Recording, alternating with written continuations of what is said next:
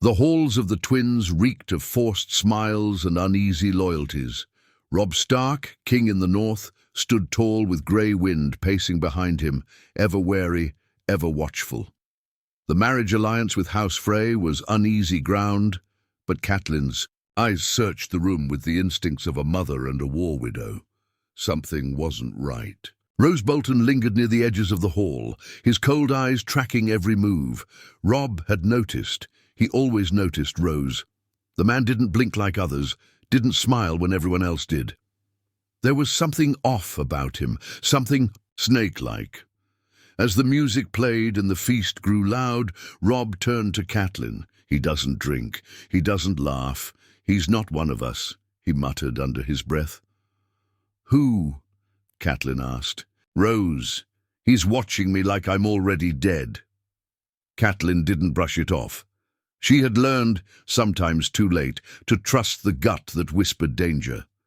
She placed her hand on his, firm, eyes dark with urgency.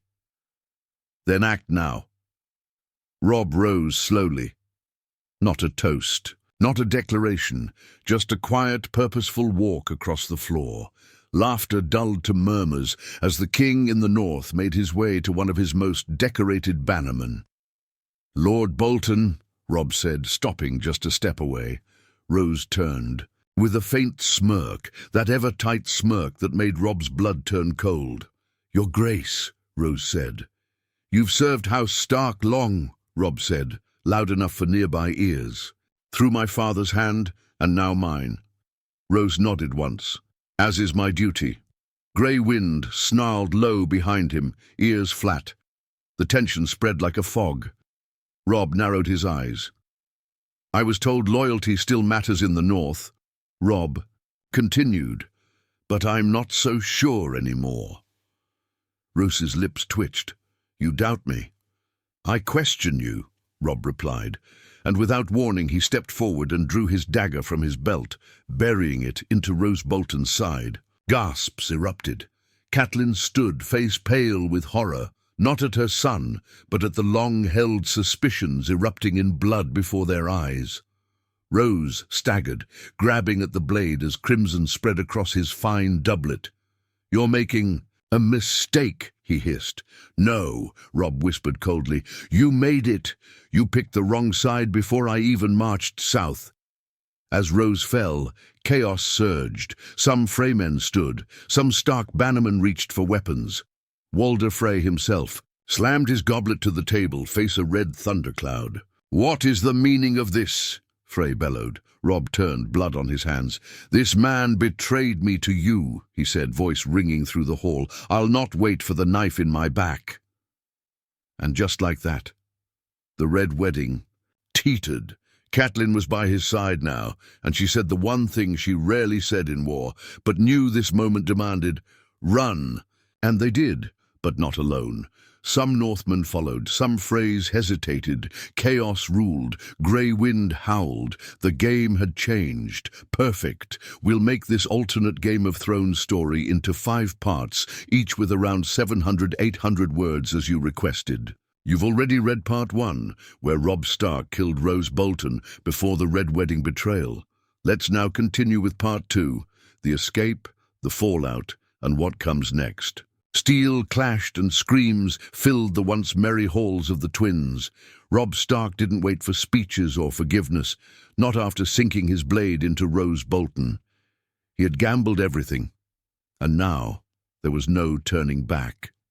Grey wind tore into the nearest Frey guard as arrows flew through the air, one zipping past Catelyn's cheek. Robb grabbed her hand, blood already on his palm, and pulled her toward the hall's back exit.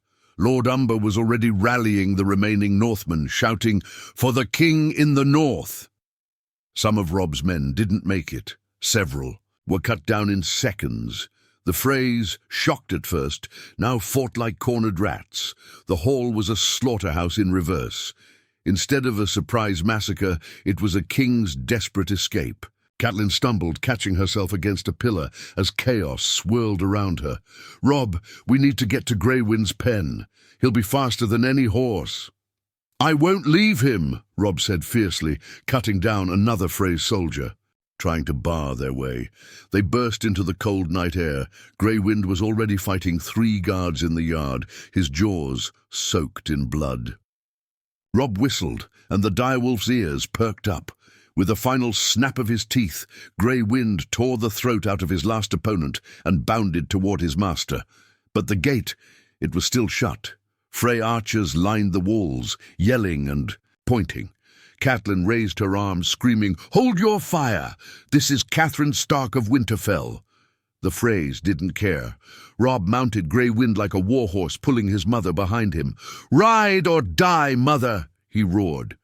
The direwolf charged forward, massive paws slamming against the mud, arrows slicing through the night. One grazed Robb's arm, another struck Grey Wind's leg.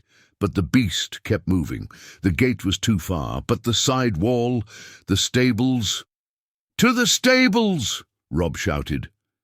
Lord Karstark, one of the few bannermen who hadn't yet betrayed, him had cleared the path. The heavy doors of the stables creaked open. A dozen Northmen, battered, bloodied, but alive, gathered there. Inside, Catelyn collapsed to her knees. "How many made it?" she whispered. "Less than 30, said Karstark grimly. "Your bannermen are dead or dying, Your Grace. We need to get out of Freylands before they regroup." Robb's jaw tightened. Roose was working with them. "I'm sure of it." "You just killed a powerful lord in the middle of a Frey wedding feast," said Catelyn. "This won't be war. This will be vengeance, on your head and on ours." "I'd rather die fighting than stabbed while raising a toast." Karstark nodded. "Then we ride. Now." Robb, Catelyn, Grey Wind, and the survivors rode hard into the night, through woods and darkened rivers, toward the safety of White Harbour. Every turn of the trail felt like a trap. Every rustle in the leaves sounded like the tip of a crossbow bolt. But Robb felt something strange for the first time in months. Clarity. He had seen betrayal coming and acted. Yes, it was rash. Yes, it cost lives. But the Red Wedding had been prevented, or at least broken apart before its full horror could unfold. Yet he knew this was just the beginning. Roose Bolton was dead. The Freys would cry betrayal. And the Lannisters? They would seize this moment to paint Robb as a mad dog king, murdering his own lords. Catelyn broke the silence as they crossed a misty stream. "You'll be called a traitor by traitors." "Then let them," Robb said coldly. "Winter is coming, and this time we bring it with fire." Word travelled faster than horses. By the time Robb Stark and his surviving men reached White Harbour, ravens had already flown across the north and the Riverlands. The news was twisted and ugly. Robb Stark slays his bannerman in cold blood at wedding feast. King in the north breaks sacred guest right. A mad wolf turns on his own. Lord Manderley met them at the city gates, his beard white. With frost and worry, "You killed Roose Bolton?" he asked without ceremony as his men opened the gates. Robb dismounted, eyes hollow from sleepless nights. "I spared the North his betrayal, and the Freys," Manderley pressed, "would have killed me and every Stark loyalist had I hesitated.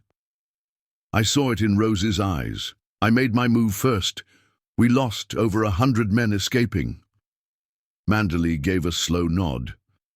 "Then you're either the boldest king the North has ever known, or the one who just started its funeral pyre."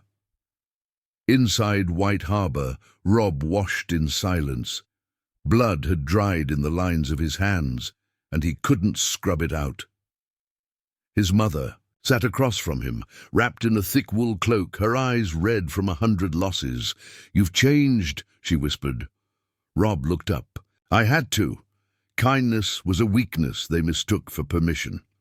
She didn't argue. The next morning, ravens flew in from every corner of the north. Some brought vows of loyalty, others silence, or worse, threats masked as diplomacy. House Serwyn stood firm, House Glover as well, but the Ricewells and Dustins, tied by blood to the Boltons, now whispered rebellion. The Freys had already sent word to King's Landing, claiming the Starks violated ancient traditions. Robb gathered his war council in Manderley's hall. Catelyn, Lord Karstark, Wyman Manderley, Mage Mormont, and a few more who still called him king. The fire crackled as they spoke, but the mood was far from warm. "They'll say we're the ones who broke guest right," Manderley said grimly. "We didn't," Karstark growled. "They planned to. We acted before the butchery." "Truth doesn't matter," Mage Mormont said. "Perception does. The North believes in honor, and they'll question a king who slits a throat in a feast hall, no matter who it was." Robb leaned forward. "Then let them question me, but they will not question who rules Winterfell." Catelyn stared into the fire. "That's the real fight now, isn't it? The Boltons are dead in name, but not in blood. Rose's bastard still lives." A cold silence fell. "Ramsay Snow," Karstark muttered. "The Dreadfort is still in Bolton hands. The bastard will claim his father's death was murder, and rally the old wolves who sniffed power when you march south." Robb's fist clenched. "Then I'll put him down myself." "Not so fast," said Manderley. "He's cruel but clever. Rumors say he's already calling himself Ramsay Bolton. If he's secured the Dreadfort, he'll have a garrison, and he's already sending letters, trying to turn your bannermen against you." "Then we strike first," Robb said. "No more playing defense. I will not wait for the North to bleed me dry, one betrayal at a time." "And the Freys?" Catelyn asked. "They won't dare march north with winter closing," Robb said. "But they'll howl to the Lannisters. If Tywin breathes, he'll use this to break the Riverlands." "Then we have two fronts," Karstark said. "The bastard in the east, the lions in the south, and fewer men every day." Robb stood, and the room fell silent. "Then we use what we still have," he said. "Not numbers, not fear, but something older, something ours." He looked at the map. "We strike the Dreadfort first. We take the Bolton lands, and we do it as wolves do, without mercy." A storm was building in Robb Stark's eyes. The boy king was gone. What stood now was a hardened leader, a young man burned by betrayal, crowned by blood and sharpened by grief. He would either save the North or destroy it, trying. The road to the Dreadfort was long, bitter, and haunted by silence. Snow fell in slow, lazy flakes, but the wind cut like razors. The North was beginning to turn on itself. Villages shuttered their doors when Robb's men passed. Farmers eyed them like strangers, unsure if they were marching with a king or a kinslayer. Robb didn't hide what he planned. He wanted Ramsay to know. He wanted the bastard to stew in fear, to make mistakes. "We march in 2 columns," he ordered. "Manderley comes from the east with the cavalry. I'll strike from the south through the Wolfswood. We give Ramsay no time to plan, no time to escape." Ramsay, of course, had already begun his own game. He had fortified the Dreadfort, lit pyres along the battlements, and flayed 6 prisoners just outside the gates, their bodies frozen, twisted in agony, skinless faces turned toward the horizon. A message to Robb: "I don't fear you. I welcome you. He's mocking you," Catelyn whispered when they arrived within sight of the walls. Robb's jaw clenched. "Then we won't knock. We'll tear the doors off their hinges." But they couldn't just charge. Ramsay was many things, cruel, sadistic, but not a fool. His archers were seasoned killers. He had traps, oil, boiling water, and tunnels. He had planned for a siege, or at least the illusion of one. So Robb changed tactics. Under cover of night, with snow-masking sound, he led a small force of hand-picked men to a narrow passage behind the keep. It was barely wide enough for 2 horses, but it led through the old well-paths, mostly forgotten even by the Boltons. He hadn't forgotten. Maester Luwin had once shown him maps of the old northern fortresses. Every crack, every stone, every weakness. They scaled the side wall in the dead of night. Grey wind, silent as death, padded beside him. Not one bark, not one snarl. Inside, the Dreadfort was quieter than expected. No guards patrolled, no torches lit the inner yard. It felt wrong. Trap, Karstark whispered. But they were already committed. They split up. One unit to the main gate, the other to the tower where Ramsay was said to sleep. Robb kicked in the door of the great hall himself. Blade drawn, shield up. What he found was not an army, but a nightmare. Flayed men, women, children, some still alive, twitching faintly. The banners of House Stark hung upside down, smeared with blood. At the center of the room, a single man sat on a blackened throne, made of bones and rusted swords. Ramsay Snow. He clapped slowly, mockingly. Robb Stark, he said, voice dripping venom. The Dog King finally returns to clean his kennel. Robb didn't answer. He walked straight toward him. I'd kneel, Ramsay said, but my knees are still bloody from making this room. Robb didn't stop. You really think this place belongs to you? Ramsay hissed, standing now. You think honor wins wars? I've been flaying men since you still pissed in snowbanks. Robb lunged. Steel met steel in a blur. Ramsay was faster than expected, his blade dancing, dirty but deadly. But Robb fought with something Ramsay never had. Purpose. Ramsay laughed as he parried. You fight like you care. How dull. He lunged for Robb's throat. But grey. Wind was faster. He hit Ramsay like a thunderbolt, jaws locking around his shoulder, tearing flesh as Ramsay shrieked. Robb didn't hesitate. He drove his sword into Ramsay's chest, not once, not twice, but over and over until the screams stopped and the bones cracked. Grey Wind backed away, breathing heavy, muzzle dripping red. Robb stood over Ramsay's mangled body. That's for Theon's lies, for Winterfell, for every man you tortured, for the skin you took from the north. He turned to the room of flayed corpses. No more flayed men. No more Snow Kings. The north has bled enough. By dawn, the gates of the Dreadfort opened. Manderly's troops rode in, and the banners of House Stark were raised again, right side up, proud and stained with vengeance. The north watched.